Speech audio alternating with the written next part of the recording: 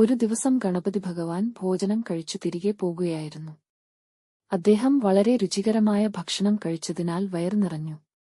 അതിനാൽ നടക്കാൻ പോലും ബുദ്ധിമുട്ടായി. ഗണപതി തന്റെ മൂഷികവാഹനത്തിൽ കയറി യാത്ര തുടരുകയായിരുന്നു. അപ്പോഴാണ് ആകാശത്തിലിരുന്ന് ചന്ദ്രൻ ഇതെല്ലാം കണ്ടത്. ചന്ദ്രൻ ഗണപതിയുടെ രൂപത്തെ ചിരിച്ചു കളിയാക്കി. ചന്ദ്രന്റെ പരിഹാസം കേട്ട ഗണപതി കോപിച്ചു. ഗണപതി ചന്ദ്രനോട് പറഞ്ഞു, നീ എന്നെ പരിഹസിച്ചുവല്ലോ. അതിനാൽ ഇനി നിന്നെ കാണുന്നവർ എല്ലാവർക്കും ദോഷം സംഭവിക്കും.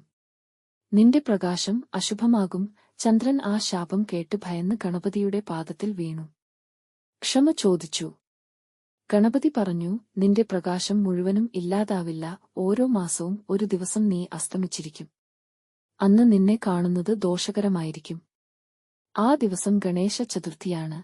അതിനാൽ ഇന്നും ഗണേശ ചതുർത്ഥി ദിവസങ്ങളിൽ ചന്ദ്രനെ കാണുന്നത് അശുഭമെന്നാണ് വിശ്വാസം. ചിലർക്ക് ആ ദിവസം ചന്ദ്രനെ കണ്ടാൽ ദുഷ്പ്രഭാവങ്ങൾ ഉണ്ടാകുമെന്ന് കരുതുന്നു.